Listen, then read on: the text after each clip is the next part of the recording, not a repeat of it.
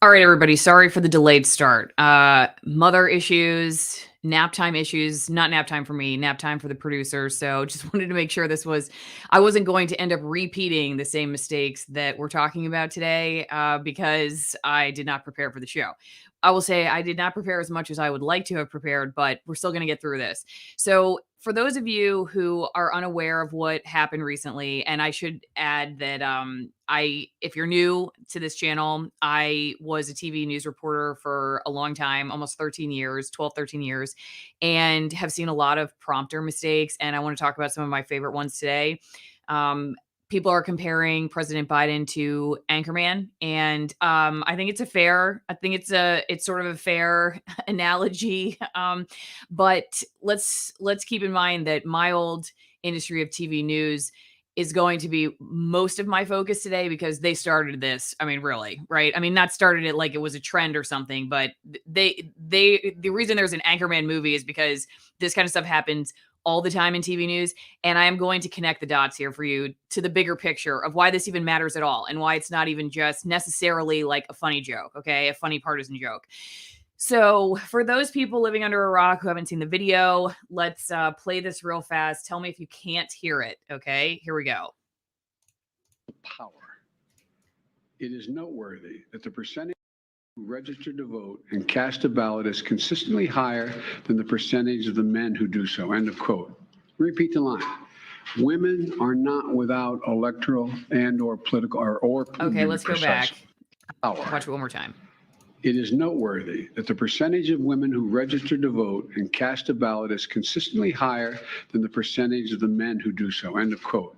Repeat the line. Women are not without electoral. Okay, so he says, end of quote, repeat the line. Now, there has been a response that has come from the White House about this. So I will show you that. Just to be fair here, they are saying that he meant to say, let me repeat the line. I don't think I don't buy that because right before he said repeat the line, he said end of quote. So if he was saying let me repeat the line, why did he say end of quote? It just seems kind of weird. So, but that's what the White House, I guess this person, Emily Simons, said no. He said let me repeat that line. And let's see who she is real fast, just to fact check it. White House Assistant Press Secretary. Okay, so that's their explanation that he didn't necessarily mean that. And so Disclosed TV. I gotta reshare this so you can see or actually hear it with the audio because it's kind of funny that they slowed it down so so you can actually hear it. So let me know if you can't hear this, okay? But this is 50% slowed down. Here we go. End of quote. Repeat the line. End of quote. Repeat the line. Okay, so it's obvious he said end of quote, repeat the line. They slowed it down. So whatever. The White House is saying he said repeat the line because he's like, let me repeat the line. Honestly, I haven't been able to find the clip where he talks after it. So I cannot confirm or deny for you that he ends up repeating the last line. But right before he said repeat the line, he said end of quote. So why would he? So like I said, was he going to repeat end of quote? Was that the point? I don't know. Anyway, the reason that I thought this was funny and also just kind of insightful, given my background in television news, is because of how common this is. And I think it actually gives us a better understanding of how fake news or manipulated propaganda or whatever you want to call it ends up in your household every day. And it is connected to what we saw here. So before we do that, I will show you Sky News's compilation with Anchorman because I actually found that to be the most funny. I have to give my husband a shout out because he found this for me. And so thanks, Lynn, for that. Let's roll that tape here. Let me know if you can't hear it. Hang on. Let me make sure the volume is up. Okay, should work here. I'm going to start it right here. Can you hear it? It is noteworthy that the percentage of women who register to vote and cast a ballot is consistently higher than the percentage of the men who do so. End of quote. Repeat the line. For the last time, anything you put on that prompter, Burgundy will read. Yep, just like the legendary fictional news anchor for one of the funniest movies ever made, Anchorman, The Legend of Ron Burgundy, the current US president will read whatever he sees on the auto cue. For the last time, anything you put on that prompter, he will read. Arnold Q1. It is noteworthy that the percentage of women who register to vote and cast a ballot is consistently higher than the percentage of the men who do so. End of quote. Repeat the line.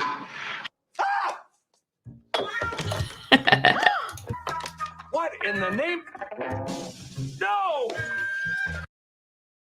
Oh, I'm in trouble. Okay. So I thought they did a pretty good job. What you saw with the teleprompter, by the way, I believe was put together by the Daily Wire. This is not actual footage of the prompter that he was reading.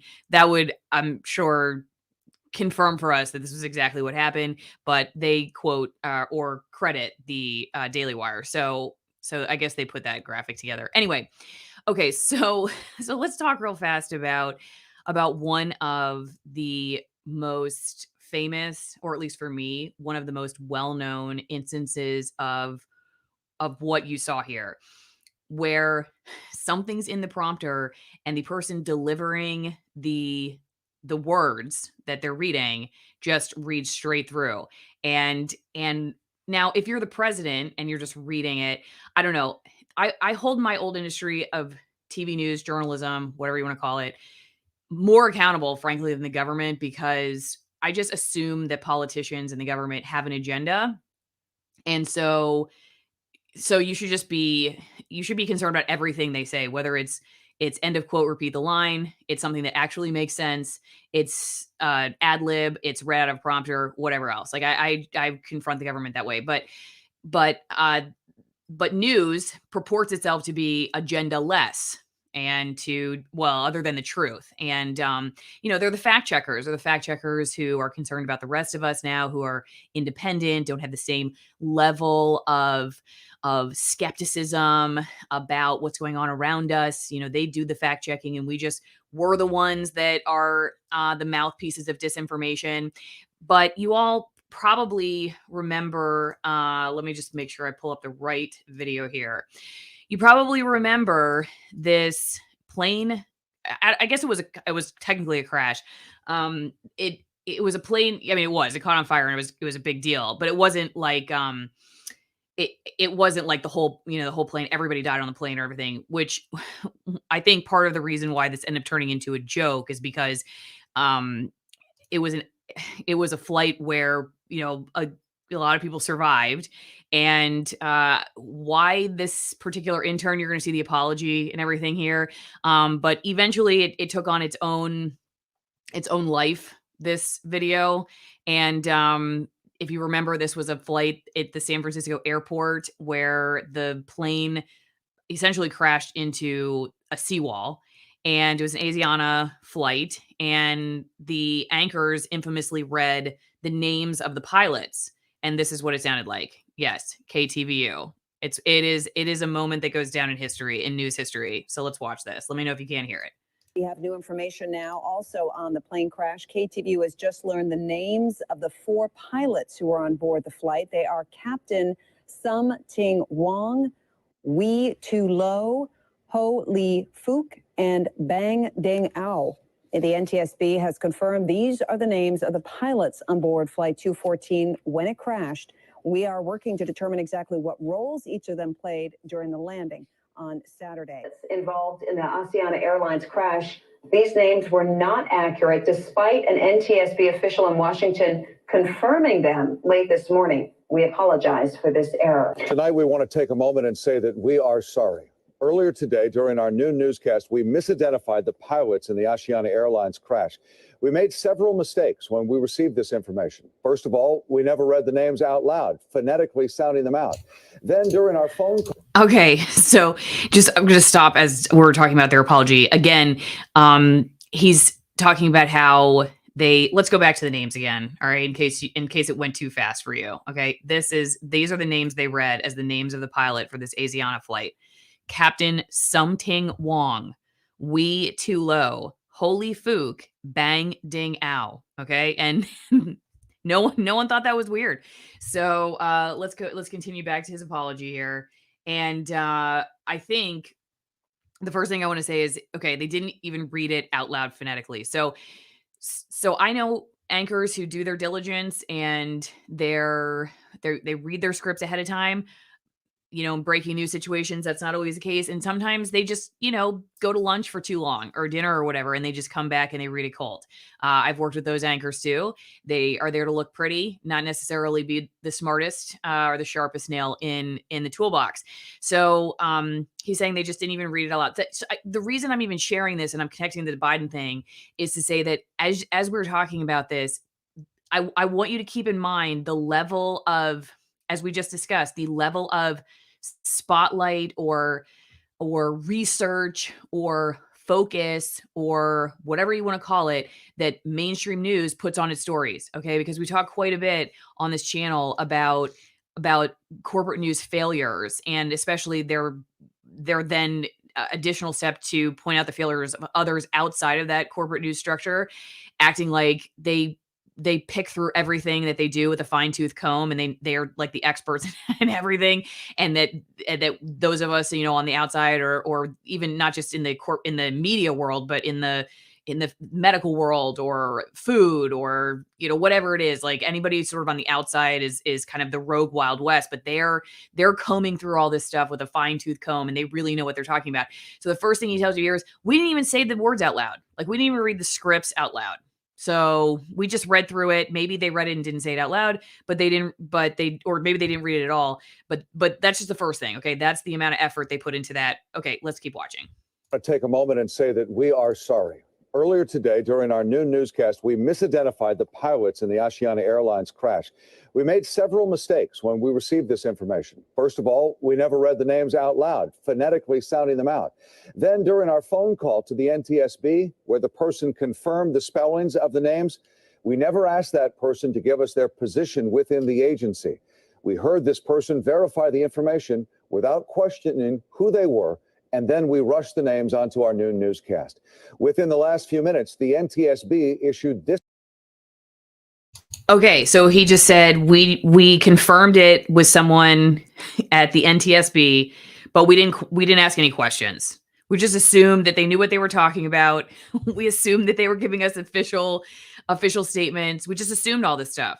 So number one, we didn't read the names out loud. We didn't even read them and go, does this sound factually correct? Could this, should we be skeptical of who gave us this information at all? Then they're like, no, because we don't. We just trust the government. We talked to some random person at the NTSB and we just assume. Now, this happens all the time. Okay. And like I said, in this particular case, I think 3 people died, which is terrible. It's tragedy for obviously them and their families, but it wasn't, the entire plane didn't crash. So, the entire plane crashed, but the entire plane full of people did not die. So I'm like, is that why this they blame it on an intern at the NTSB? I don't know. Is that why this sort of passage joke? Is that why the anchors were not combing through it more? Is that why they weren't paying attention? Because they were like, it's only 3 people. We deal with tragedy all the time.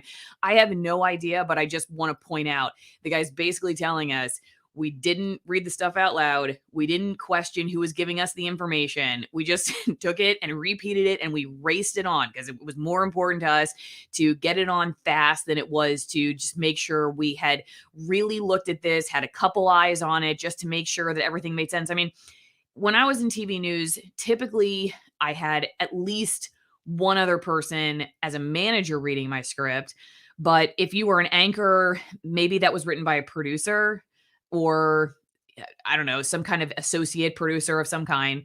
And you would think the executive producer had also read it, and then the anchor should have read it. So really in the supply chain, there should have been at least 3 eyes on that, and even maybe more. But did that not happen? Like I said, in this particular case where they're just like, yeah, whatever, just rush it on TV. Who cares?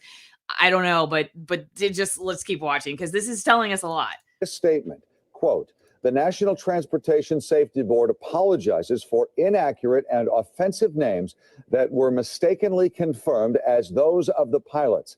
A summer intern acted outside the scope of his authority when he erroneously confirmed the names of the flight crew on the aircraft.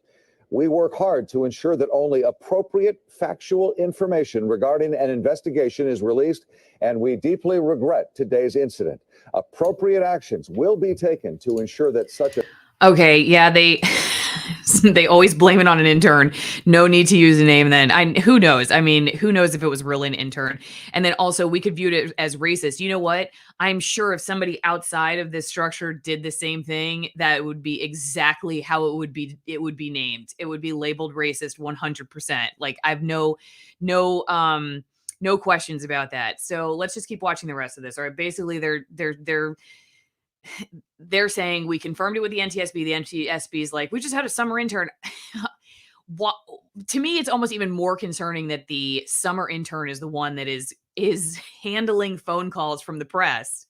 Okay, so this is another layer of whether you want to call it total negligence or complete idiocy or whatever.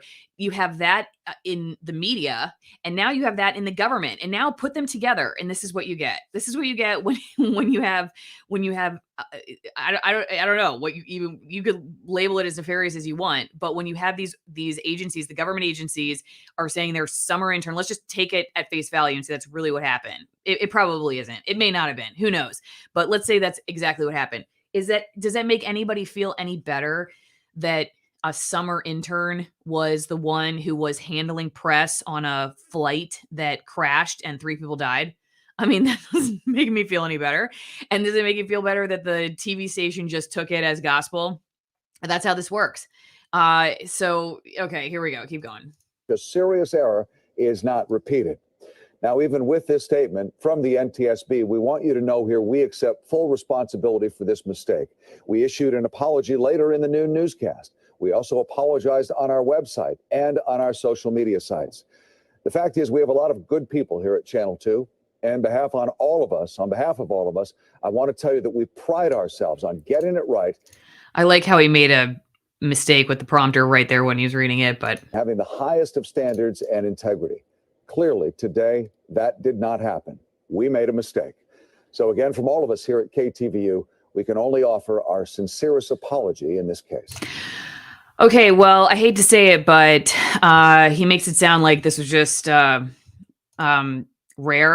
This is a rare occurrence, and this is not a rare occurrence in the TV news business. I mean, maybe not mistakes that get that kind of attention and, they realize are like that bad off, but the whole chain of events that guy just described, from not reading things, not actually paying attention to what they're doing, not having the time, just racing to get things on air, trusting the government, whatever the government says, even if it's a 12-year-old that got an internship or a college student or something that wants to work at Saturday Night Live, or they're just blaming it on that and they're taking the government's word for it. Even then, they're not even investigating it, whether the government is telling the truth. There's like, oh, you know what? We'll just take, even though we trusted this list of names, we're also going to trust their press release that they sent out saying that they're blaming it on an intern. It's just the same thing. So just repeating the press releases, trusting the government, not actually researching what they're talking about, racing to get things on air. And so when I saw Biden doing this, it just made me think of the fact that, I was part of the system. And when you're a useful idiot like I was, I barely know. I barely started to scratch the surface in what I'm talking about now. Imagine when you were me at 22 years old working at Fox News Channel. And that's when Anchorman came out, actually. And we all went to see it. My whole Fox and Friends team went to see it together. And it was hilariously accurate for what we dealt with in the newsroom. But imagine I'm a 22-year-old. I just got out of college and I'm producing segments on the war in Iraq, Afghanistan, terror, economics, like things I have no business talking about. I was the researcher for those segments at 22. And like I said, I mean, for years, I didn't even question whether I should have had that kind of position. Basically, as a researcher for these segment producers, are the ones responsible for giving the anchors their packets of information. Like you go online and you're looking for all the information that they need so that you can educate them on the topic, or you're the one who's even writing their questions for them. And some anchors have better understandings of these topics than others. I one time got roasted when I went home with one of the weekend Fox and Friends anchors packets and forgot to leave it there for the anchors to have when they got there in the morning. And so that particular morning, I wasn't scheduled to be there at 3 a.m. So I didn't have the packets with me. I didn't get into like 8:30 after the show. And I got in a lot of trouble for that one because I had not left the packets there. That's how much they were relying on those packets. And remember, I'm 22 years old doing that job. Okay. So you have a president, we're going like, that's the connection I'm making here. You have a president who's just repeating whatever's in the prompter and obviously has cognitive issues. And who's really running the show? You tell me behind the scenes.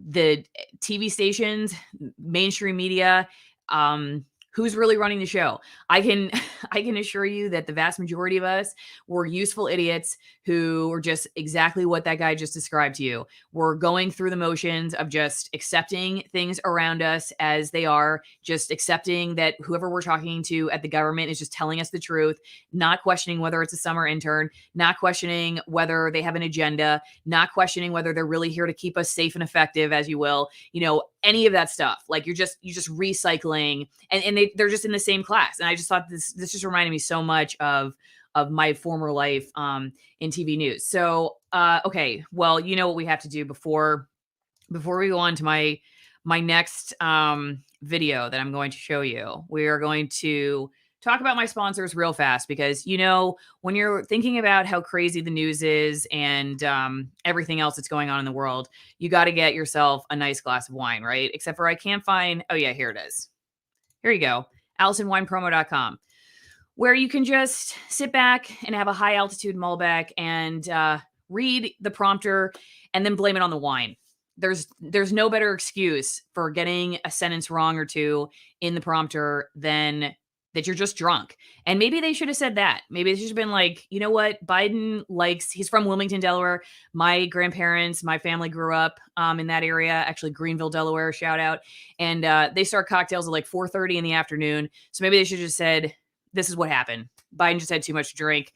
He just wasn't sure what was going on. Better excuse. So for everybody in the White House, maybe you should check out AllisonWinePromo.com and use this next time. I would love the shout out. Get 50% off my favorite wines and 50% off the shipping. And they're very unique wines. Can't get them from anywhere like the grocery store. Come from very high altitudes. One from almost 9,000 feet. One is from hand-picked grapes. Another one uses natural fermentation. So go support my sponsors. Okay. So one other thing that I want to talk about is actually this. This is interesting because I remember this from when it's another Biden thing, but it's actually the news using Biden's picture at the wrong time. So I figured this would be a good transition because I remember this one was not too long ago, and this is actually Bill and I, Doris and I do a show called Tittle Tattle for supporters only on Locals, Patreon, and ROKFIN. And I don't know if you guys remember this. I'll play it real fast and then we'll just... One last other video. This was posted March 1st, 2022, but I don't know when it actually aired. Let's watch. And thank you, Bill, for sending this over. Unclear what may have been taken and no arrests have been made. A 71-year-old man is accused of inappropriately touching a 12-year-old girl at the Walmart in West Mifflin Sunday afternoon. According to court, It's not clear what may have been taken. We'll watch it again. No arrests have been made. a 71-year-old man is accused of inappropriately touching a 12-year-old girl at the Walmart in West Mifflin. Oh, and it disappears. It disappears so fast. Oh gosh, that was too funny. Yeah, you gotta love how it was like. It was almost too perfect. Like, did somebody Did somebody do that on purpose? I don't know. Probably not. Probably just another one. But look, they took it away. They went to the other guy. They're like, take another camera, take another shot, and then they go back. Drop your graphic. Drop your graphic. But no, I mean, did somebody do it on purpose? Probably not. I probably would have as a goof because, I mean, it's Biden. But I'm not going to lie. When I first saw it, Allison, I was like, finally, they busted him. They got him. And and then I heard the Walmart thing. I'm like, oh, yeah, it's a technical director screw up. Ah, shit. I'm going to try to pause it right at the other.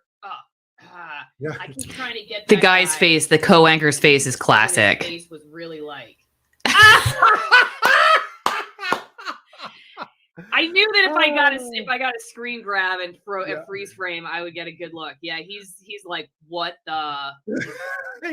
He's like, oh no. So clearly, he voted for Biden. Okay, so you all saw what happened there. I mean, and who knows who's running the show there? I don't know either. This is why I'm showing you guys these things, because I think it's just interesting. It is just interesting. Okay, I'm going to tell you a couple of I'm going to show you if it works. I'm going to show you one of my favorite memories of my own time in TV news, where my friend Greg Copeland was reading an intro to my story. Hang on, I'm pulling it up right now. And something was missing in the prompter. And instead of just motoring through and focusing on the recovery, he just basically stopped and was like, something's missing. So the other anchor had to take over. So let me show you this, because it's really funny. Hopefully you can hear it. I had to upload it to my YouTube channel so that you would be able to hear the audio. So hang on one second. Let me just make sure this is good to go. Okay. I can't even remember what this story was about, but it was really funny. Okay, here we go. All right, let me know if you can't hear it.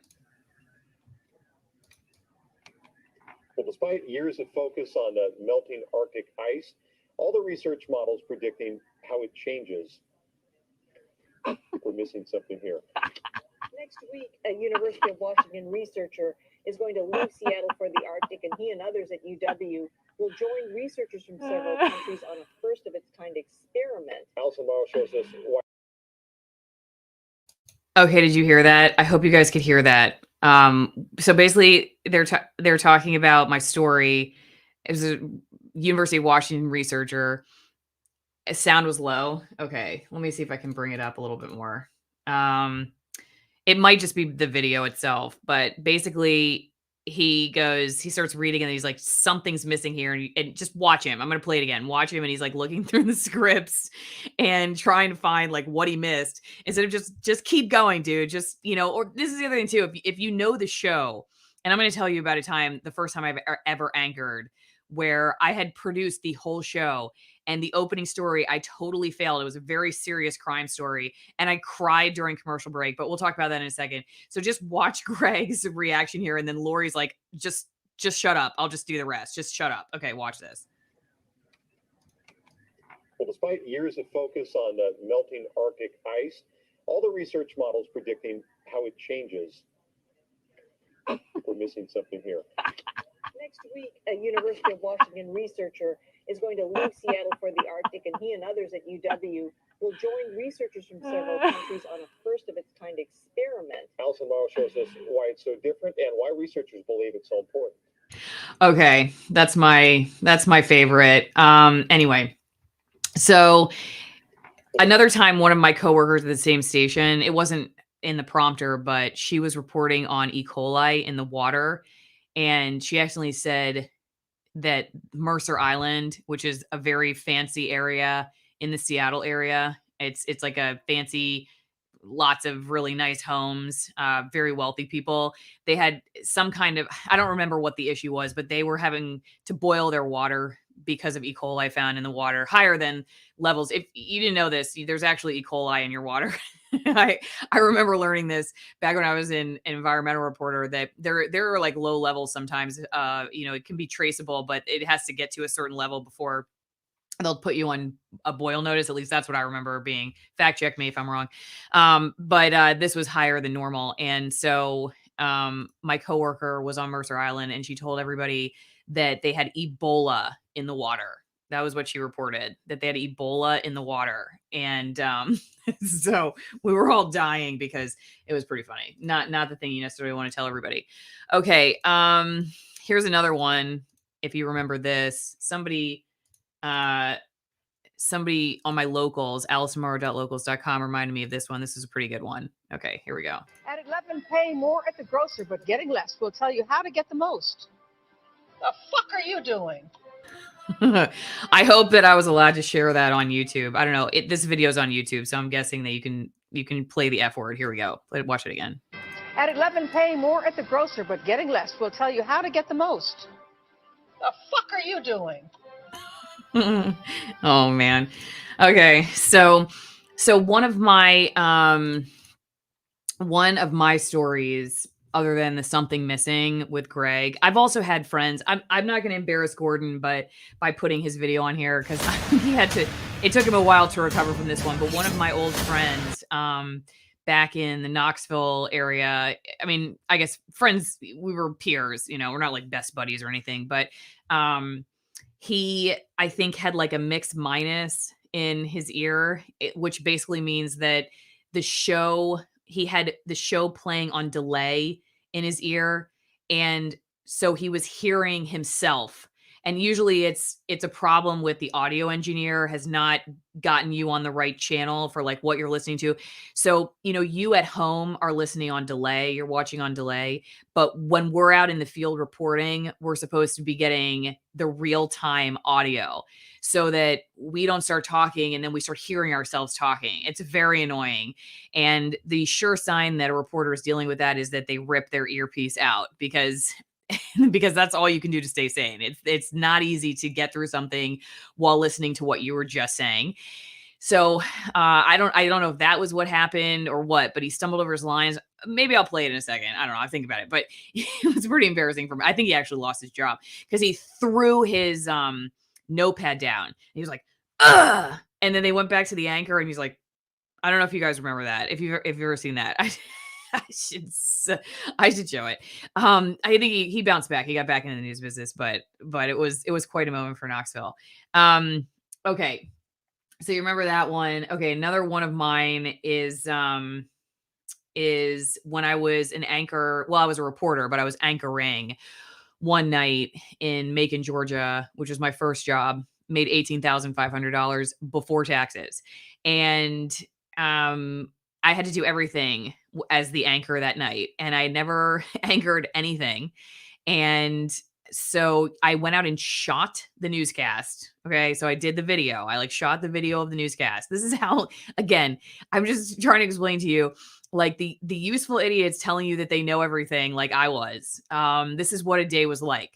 You would get in and you go out and you're given, on the day I was anchoring, literally the person, and this is a small market, of course, so this is not the way it is in the big markets, but the small markets, yeah, I'm given a list of 10 stories and I have to go out and go to all these different locations. I go to these different places where all the stories happen, shoot the video, get the sound bites, race it back to the station, ingest it all. Back at that station, we were tape to tape, which means we weren't even like non-linear editing on a computer. We were rolling the tape like you had to do it linear, and I'm doing this because you had these circles that you turn to the right and you're like, okay, and then you punch it.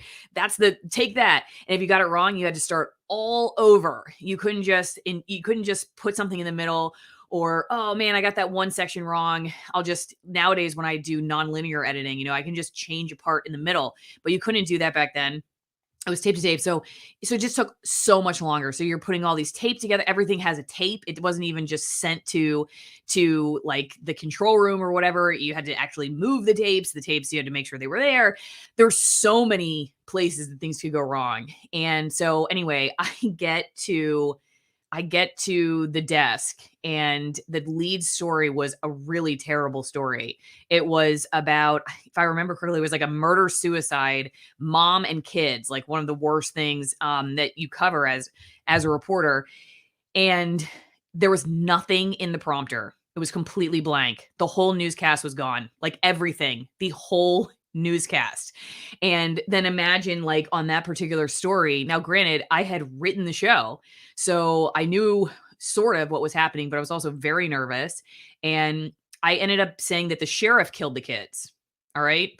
And then I was like, no, wait, the mom killed the kids. It was so embarrassing. When we went to commercial break, I started crying. It was the weather guy. He came over and he sat down next to me. He was like, Morrow, you better suck it up because you have 35 seconds until we're going to go like live on TV one more time. You know, it could be your last time. So suck it up, get yourself a tissue and finish the damn show. I will never forget that. I mean, I've forgotten a lot of stuff. I've probably repressed a lot of it from being in TV news, but I will never forget that night.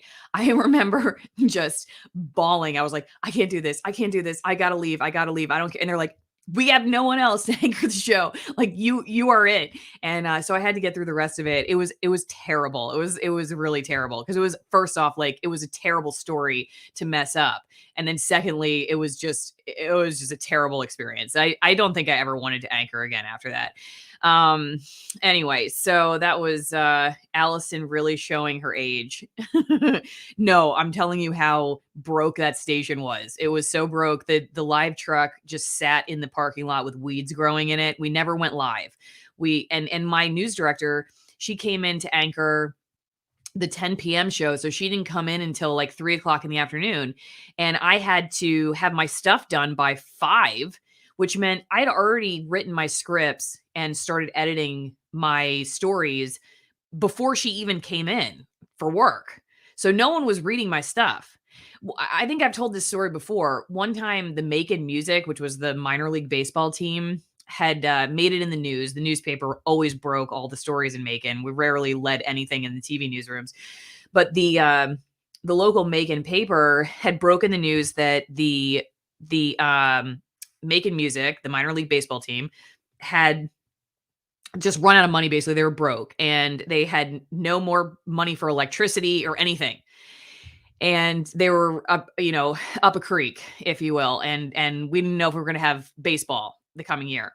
So I was sent out to go do that story and basically follow the newspaper, which is another thing that happens all the time. So when I went, I got to the field and it was locked and the lawn had not been mowed. The diamond or whatever you call the field, the baseball field had not been mowed. There's weeds everywhere. And like I said, there's a lock on the gate and the ticket booth is locked up and I bang on it. I even shoot myself. I thought I was so smart. I shot myself banging on the ticket booth and like, no one's here, just to show that like they didn't even have anybody in the ticketing area. And look, no one's even mowing the grass.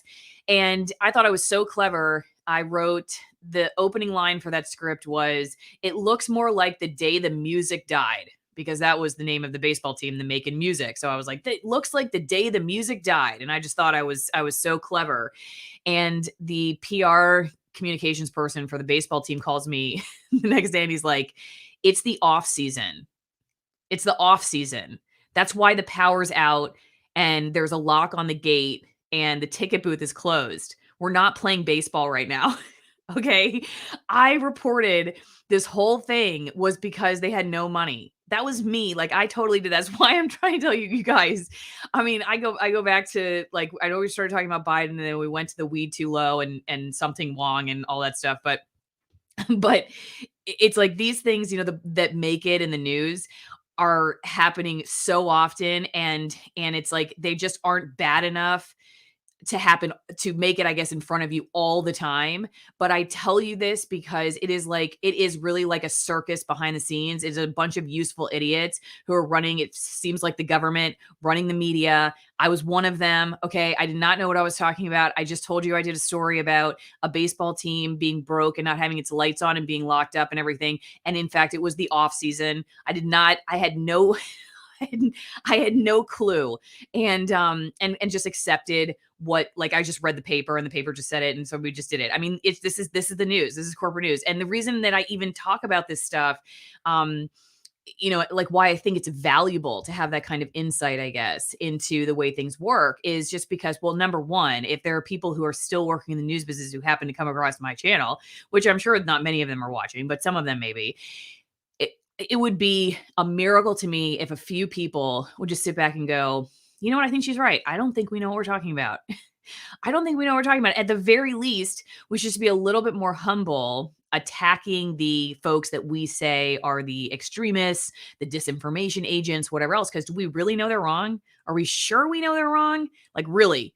Do we really know what we're talking about? And just like infuse a little bit of intellectual honesty into the whole process of how the sausage is made. And then secondly, to just give everybody else on the outside an understanding of why and how a lot of this stuff happens. I mean, do I believe that there are puppeteers that are like pulling the strings at the top? Absolutely. I believe there are nefarious forces, special interests to know exactly what they're doing. Do I think that the vast majority of people are just reading the prompter, if you will? Yeah, I think it's a great analogy. The like repeat the line, end of quote, Biden thing that just happened is a great analogy for what happens every single day in corporate news. It's a telephone game from special interest all the way down to your household. And there's very little fact checking. There's very little time. There's a lot of trust in just whoever the source is, if they're from a bureaucratic or an institutional source. And all of this ends up becoming the protected news or the protected communication class that then looks at other people and calls them out for making mistakes and rarely acknowledges that they are the purveyors of some of the biggest, most dangerous mistakes out there in history. So, it's just, I don't know. I saw that and it just reminded me of my old life. So here's a funny one that somebody over on my locals was also sharing. I had not seen this one. This is a whole compilation, but this one guy I thought was kind of funny. A Coast Guard spokesman says as they approached, they cut their nets away and ran to Canadian waters where they were boarding. Piloting was warned that at least a third of all, but the pilot and the co-pilot both managed to ejaculate safely. A Coast Guard spokesman says as they approached, they cut their nets away and ran to Canadian waters. I only really meant to share this guy, not the other lady, but you saw it happen. This kind of stuff happens all the time. So anyway, let me take a couple more comments before I get to the rest of what I got for you here, because I am going to be wrapping it up soon, just to make sure that the producer does not wake up during the stream. Okay, yeah, but the president. Yeah, but honestly, do you think Biden's the first president who's just been like a front man for someone else? Honestly, because I don't. I think it's just more obvious right now. But I think my guess is that if I were to take what I know about the media, which is in a lot of ways you're still in the system because you accept the system as it is. Like the second that I started waking up to what I didn't know, I could no longer participate in it anymore because I was finally aware of my blind spots. The only way I would have stayed in that system, it was to be unaware of that and to be thinking that I was just living in the bastion of truth and accuracy and public service and everything else that most people show up to these newsrooms thinking that they're participating in. The second you start waking up, you both realize that you're participating in that system that is very fallible and dangerous in some cases. And then also that you're probably not going to change it. In my particular case, the last thing I did before I left was meet with my bosses about trying to change my position to be more digital focused position. So I'd have more time to do research, more regional and have more time to put stuff together so I could get more into the complex topics and like look at the TV portion of my job as the tease, like just to like go on TV for 30 seconds and just say, hey, this is what I'm working on. And if you want to see the full report, go to our website, because I realized that I was never in 90 seconds or less, which is what I was given as my time limit in television. I was never going to be able to give you a really in-depth look at these environmental issues that I was covering. There just was no way I was going to do it. 90 seconds is not enough. and 2 hours a day or 3 hours a day to understand what I was talking about, while I was also driving the car, shooting the interviews, editing, doing all that stuff myself. That was also not enough time to understand what I was talking about. So I just could not get to the bottom of what I was reporting on, like not in the way that I felt like I needed to be to go on and act like an expert. And then even if I had understood completely every single time what I was talking about, there were a few times my bosses gave me, thankfully, like I did an investigation where they gave me 15 minutes to deliver the story. I got like the whole first A block or the end of the A block, and I think the whole B block or something like that. I mean, I had a commercial break cut in the middle of my story. And you know what? That was a one and only for me, like to have 15 minutes to tell a story. Most people won't sit through 15 minutes. And that's the other problem, is the audience retention is very low. People don't want to see something longer on these, TV news. If you're watching the TV news, like if you're somebody who's consuming corporate news, they just have done the research to show that people just click out. They just stop watching. And that's why they start with crime. And that's why they do all the flashy stuff and everything. It's just trying to keep people watching. So my particular case, like when I got 15 minutes to do my story, I got a lot of information out there and I really did know what I was talking about in that particular case, but the ratings were terrible. So that didn't happen again. And, that it's a business. It's at the end of the day, corporate news is a business. And so if people are not watching it, then they're not going to do it again. But it's just to say that, like, the second that you start waking up to the fact that it's not going to happen all the time when you need 15 minutes to tell a story, or you need days. In that particular case, that investigation took me months. I was given months to research the Washington Department of Fish and Wildlife and to do that investigation. It ended up leading to a lawsuit and everything. It was a big deal. But, that was the only time in my entire career that I really got to do something like that. The other topic that I covered quite a bit, which my bosses were pretty good about letting me have time to understand, was the southern resident killer whales, which were declining or still declining in number. All the research is going into trying to figure out what's going on with them, trying to save them. It's very controversial. That was like one other topic that I felt like I really got to cover well. Now there's a lot of public interest in it, so my bosses would let me go do that. But the vast majority of my career, and even when I was an environmental reporter and I was talking about very complex topics, climate change or whatever else, Clean Water Act, I got a couple hours a day. I never had the time to really fully read through documents that I needed to read through. If one person called me back and another person did not call me back in the amount of time that I was given, then the person who called back was the one who got on TV. Not because they were more right or because we had researched them more and found them to be more credible, simply because they called back in the amount of time that we had. That's it. That's how you end up becoming an expert in corporate news. So, all right, let's go through a couple more. Thanks everybody for dealing with some of my technical issues as I am running my own show and trying not to wake up the producer. Okay, let's see. I'm Lying, Trust Me is a better book. Okay, I think I've heard of that, but I wanted to read this because I would actually feel, I've said this many times, if my old industry would just go on at night and say, thanks for watching the 5 o'clock news. We gave our reporters like an hour to do these stories. So they're basically just scratching the surface. We probably got some stuff wrong. We don't entirely know what we're talking about. And we're used regularly by special interests. They wouldn't even have to say all that. Even if they just said, thanks for watching the news. This is the best we could do, or the best that we could do with the time we had and lack of research. Then at least I'd say, okay, that's fine. Instead of, the thing that bothers me is like, thanks for watching the 5 o'clock news. We are the most trusted, accurate name in news. We have integrity, like that anchor with the KTVU story with the Asiana flight. He's like, we have a lot of good people who work here and a lot of integrity. And we just have the highest standards for our journalism and all this stuff. And like, this was just a fluke where we just repeated something the government said with those names. This was just a fluke. The Something Wong or whatever, Me Too Low, all that stuff was just a fluke, but it's not a fluke. It's actually not a fluke. That just was like an egregious example of it. But all the time you were just like repeating press releases and just taking the government's word for it and just pushing whatever their agenda is. Why? Many reasons, but one of the big ones is just that it's a culture of acceptance, like a culture of acceptance that we're all in the same club, and the government's just there to help. So, tell us about filling up your truck. You guys want to watch that video? If you haven't seen it yet, we can watch the video together. If you haven't subscribed to our Off-Gridish Living channel, you should definitely go do that. And make sure that you are following our journey in the country.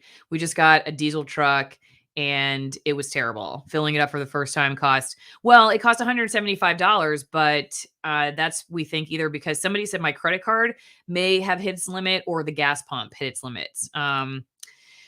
Anyway, let's make like a tree and leave. Okay. I do wonder what the hell is wrong with people at this time, though. And I'm not talking about the kind people in here, including Allison. Oh, thank you. That's very nice. Love your off-grid channel. Thank you. If you go to my community page for this channel, you will see the diesel filling up one.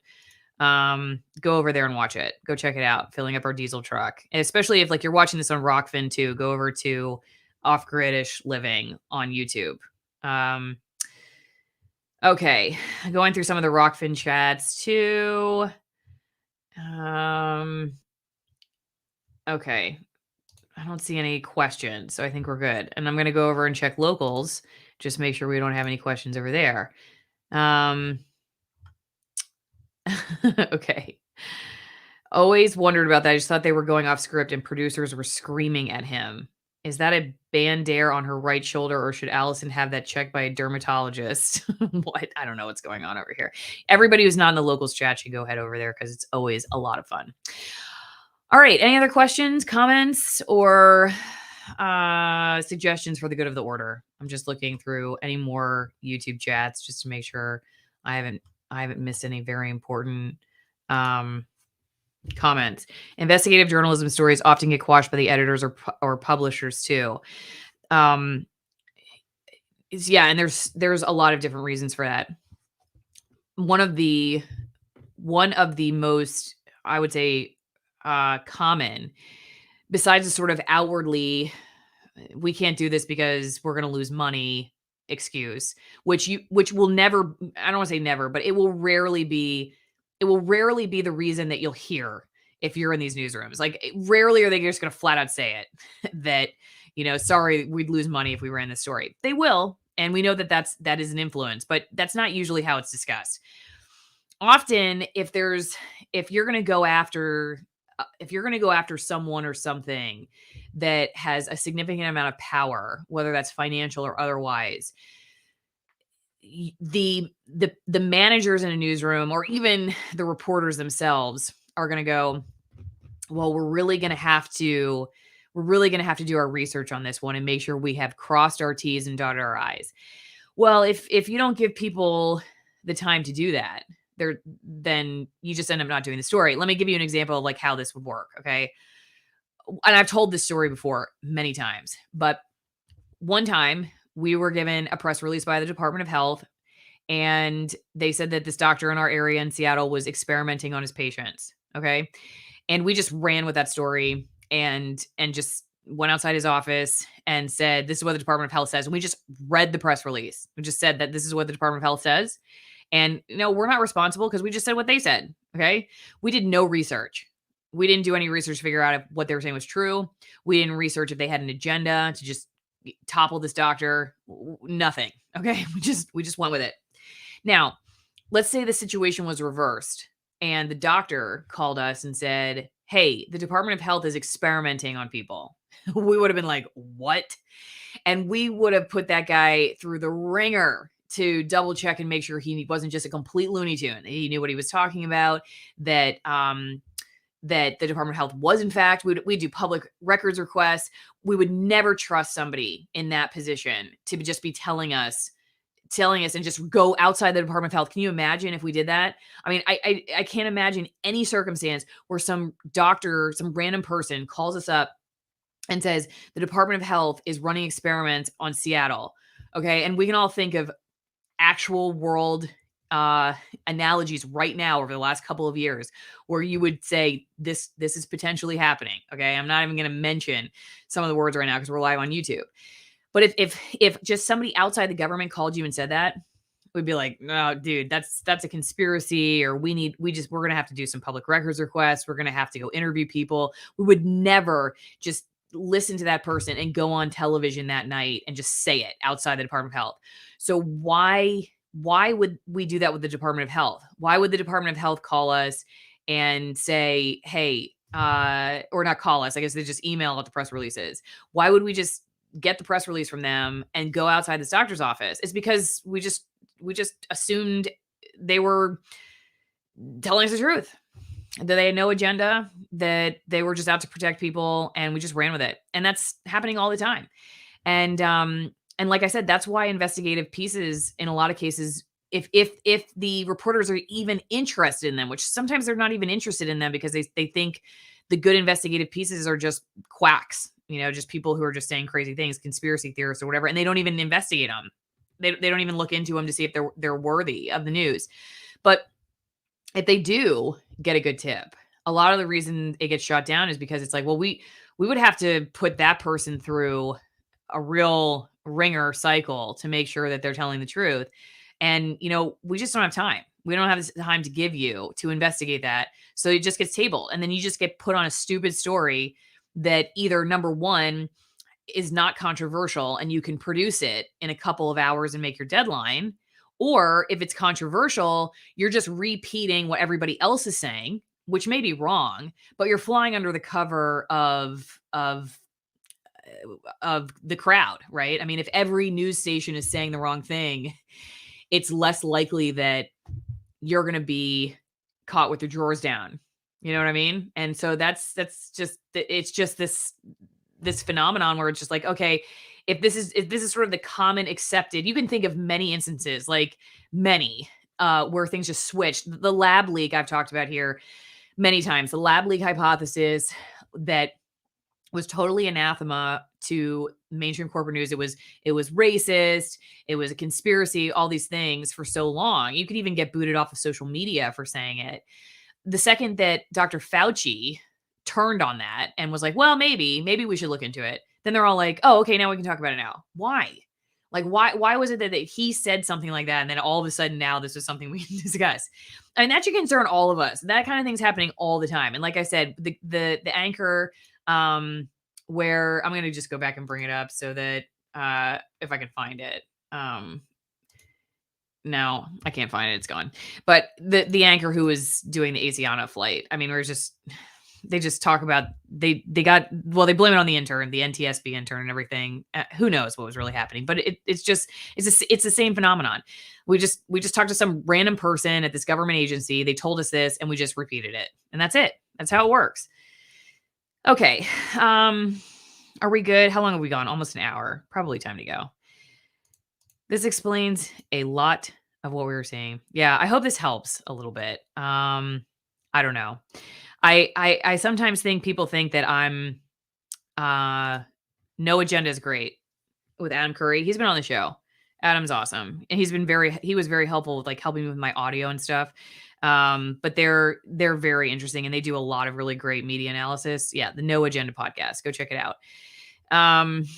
But yeah, I think a lot of people think that I'm running interference for the news when I talk about this stuff instead of talking about it as if the vast majority of people who are the bots in these industries, like I was, are smart enough and aware enough to be trying to brainwash everyone.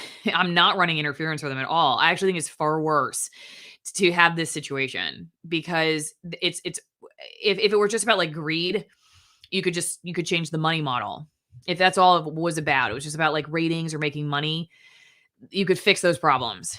It's much harder to fix tens of thousands of people who are useful idiots thinking that they are intellectual information saviors. That is a very serious problem. It may not be something you can fix without counseling. You know what I mean? So that's why I talk about it, because I think it's worse. It's actually worse than if you had a situation where everybody was just aware of what was really going on. They knew they were lying and pushing propaganda and they were just doing it for money. Like that, to me, that's That's just an easier problem. And I'm not running interference for the news business at all. I think it's got some serious problems. And like I said, not the least of which is just exactly what I've talked about today. I don't think that makes it any better than what a lot of people think is going on. Okay, sorry. I wanted to just address this too before I go. How come all local news has identical agendas? Because in a lot of cases, they're just repeating the same press releases. They're repeating the same press releases. They're repeating the same newspapers. Like they're following the same newspaper. Think about the AP and Reuters. A lot of the stuff, or CNN. Okay, say you're a CNN affiliate, and you just all this. It's just one reporter at CNN goes out to the White House, and their interpretation of what happened is then sent out to all the CNN affiliates. And you may not be a CNN affiliate in the sense that like you're a local news station, it says CNN on your newsroom. Like if I was an NBC affiliate, we have NBC logos and we get the NBC stories and stuff, but you can also, CNN has like a news service that you can subscribe to. That's how they make how they make money. And so you get to use CNN video and you get to copy and paste CNN stories. And that's another thing. And the AP and Reuters are the same way too. One reporter for these organizations writes a piece, and every single person in all these newsrooms that covers that is going to just go with what they said. Do you think that a person in Washington state is calling the prime minister of some country in Europe or wherever else, like the Dutch farmer stuff that we've been talking about on this channel? Do you think they're trying to talk to any of the farmers? No, they're just whoever. There's one person who goes over there. I haven't even seen anybody for a corporate news station over there yet, but let's just say they were. It ends up being one reporter, and then everybody just says what they said. So whatever that person's take is or whatever their interpretation is, it just gets repeated over and over and over and over again. And that's why they all look the same, because they're all just using the same wire services. And they're just victims of, I don't want to call them victims necessarily because it's their fault, but they are brainwashed by the same propaganda that they end up repeating. Or like there were just so many things that I never questioned for so long. And like I said, the second I started questioning it, it was very soon after that I was like, I just can't stay in this business anymore, because there's just no way that I'm going to be able to do, now that I know I'm culpable. Like before I didn't know, I was ignorant of it, whatever. But now I know if I continue going down this path, then I'm culpable and responsible for acting like I'm some kind of authority when I know I'm not. And I just, I was really uncomfortable with that. So it's a good question, but I think that's what happens a lot. Misguided false perceptions of powerlessness or what make people crazy and do dumb stuff or do nothing. False perceptions of powerlessness. You mean people say like they just can't do anything, and that's why people get nuts. And I think journalists do the same thing. I mean, they complain all the time. They'll be the first people to complain at bars when they go out after the newscast. They'll complain how they couldn't do this story today and they didn't know this and they couldn't call this person. They had to drive all the way 6 hours and blah, blah, blah, blah. And yet knowing that, this is where the cognitive dissonance comes in. And it, like I said, maybe everybody's just got to go to therapy, not sure. But they can say that on one side of their mouth, and on the other side of their mouth, they don't want to be called fake news. They think that there are disinformation agents that are on YouTube versus them. They defend their square as the legitimate information sphere. That this is, we're legitimate and everybody outside are the bastards. The information bastards, and yet they know that they have all these problems. They'll know all the things that you guys talk about or that we've talked about in this video. But there's just like this psychic wall or something that keeps them from, and I'm only saying this because I was there. If I hadn't like walked through that and now I'm on the other side looking back on it, trying to understand what was it about me? Like what woke me up? What made me start to ask these questions, and why wasn't I asking them before? A lot of this is just myself trying to understand how I participated in the system for so long. And then, to just try to make some sense of it. So, thoughts on the TV show Breaking News from 2000. I like that show a lot. If I remember correctly, is that the one that has the mom does the internship with the producer? Is that the same one? Does anybody remember?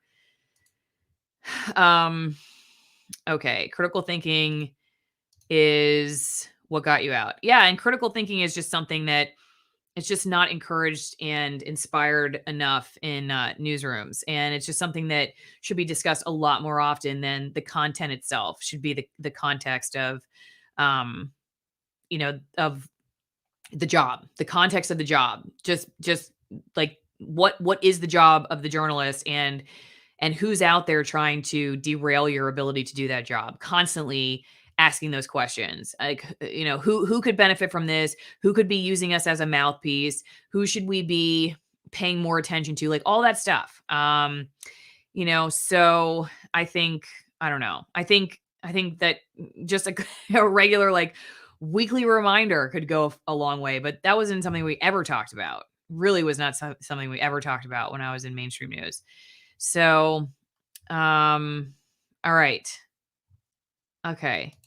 Baloney, you act like you are the authority all the time. No, I don't.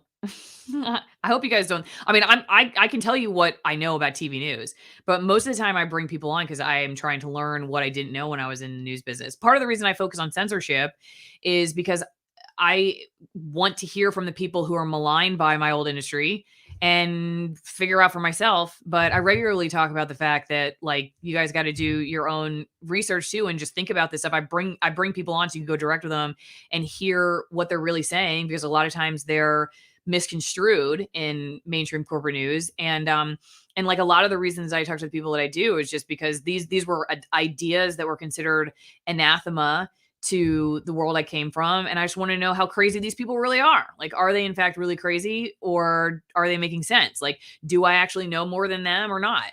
And in a lot of cases, I don't know more than them. I don't necessarily think they're all right, but I would sit back and say, like, this is just the lack of humility that I had when I was in the TV news business is something that I'm gaining more of, or gaining more humility now as I'm able to talk to these people who, like I said, were sort of, the ideas were looked at as like ones you could not explore, ones you couldn't investigate because they were just wackadoodles. So yeah, I mean, the thing I know the best is corporate news, and that I do feel like an authority on because I lived it for many, many years. But everything else I talk about here, I'm still learning just like everybody else. And I say that quite a bit. Okay.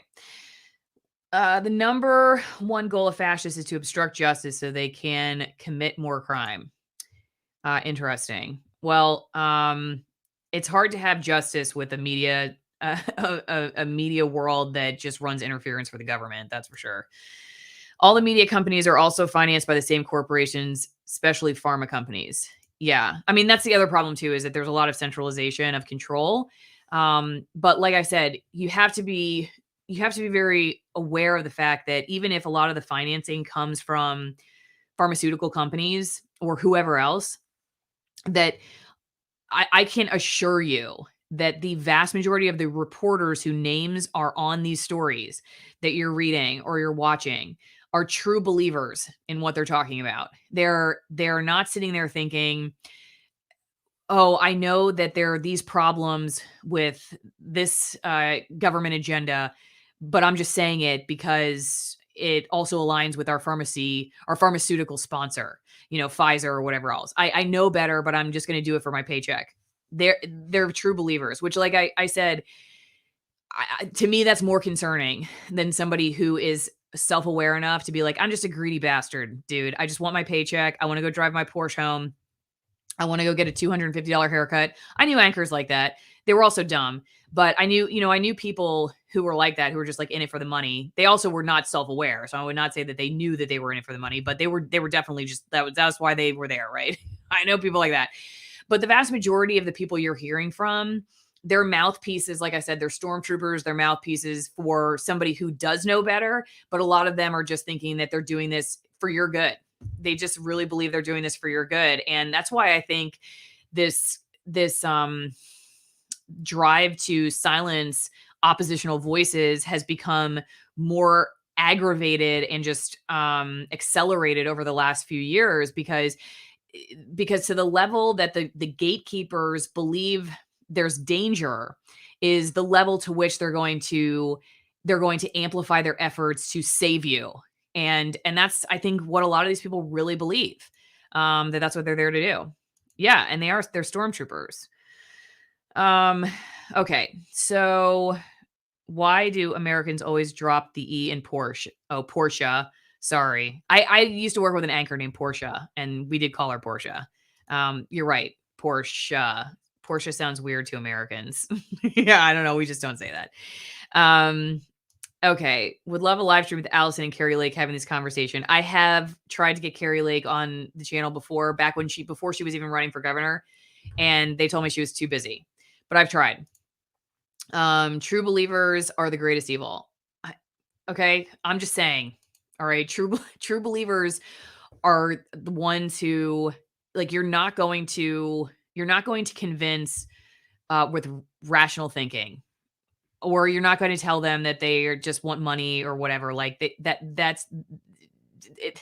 They're the people who are like 0 to 60 on a particular issue and just don't want to hear anything else, and believe that if you're criticizing them, it's just because you're on the side of evil. You know, if somebody really believes that, like, that you can't have a discussion or a debate, you can't hear another voice because you're going to be tainted with their evil words or their ideas, or how do you communicate with a person like that?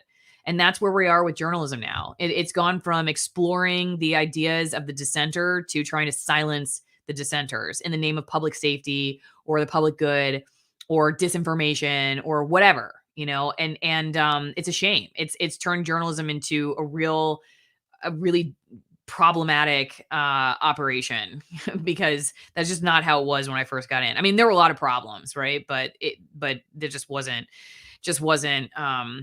where we started, really. Like, when I got into the business, it just wasn't where we started from. It wasn't like the viewpoint, like, okay, we need to figure out who's the outsider here and investigate them and shut them up. You know what? I found something. Okay, this is a good one. Okay, let me see if I can pull this up so you can, everybody who already clicked out of the stream is going to miss this one, and they're going to be sad, because this is really true. This is kind of what we were talking about. Okay. Here we go. I saw this on Twitter. The media, when Biden sends millions of barrels of oil to China, admit an oil crisis. And then the media, when you donate $25 to some truckers. It's so true. Okay. Why is this? It's exactly what I just said. It's because, like, where do they feel like the real danger is? Like, they personally are offended by the truckers. So that's why to them it's a big deal. Whereas it's not, you know, it's arguably, I'm just going to try to see both sides. It's arguably not the deal that they were trying to make it. And you should be able to donate money to a protest movement if you want. They would have no problem with you donating money to their particular protest movements that they're aligned with, right? Roe v. Wade or Black Lives Matter or whatever else. They would not investigate you for that. They would not think. But if you donated to the trucker convoy in Canada, man, you better watch out. This is how it works. Why? Because it's just not aligned with their values. You know, they don't care. It's just a protected information class. They just don't care in the way you do. The media's reality distortion field. Yep, true. Many of those truckers are also farmers. Somebody just wrote me, or they left a comment on the channel. So if you're that person and you're watching, email me, AllisonMorrowMedia@protonmail.com, about how they're spending thousands of dollars a week now on fuel. I think that would be a good interview to do. So, okay. Well, I'm going to go. I got stalls to muck and everything, horse poop to deal with, not just media poop to deal with. So thank you guys for watching. I appreciate it as always. Don't forget to make sure you're subscribed, because YouTube's been unsubscribing people. And don't forget to go to my Off-Gridish Living channel. Subscribe over there. Go to Locals, AllisonMorrow.locals.com, and join my editorial board. We just had our editorial meeting yesterday, and we will have it again next Saturday. We have it once a week. So go join over there, and I will see you guys next time. Take care. Have a great rest of your week.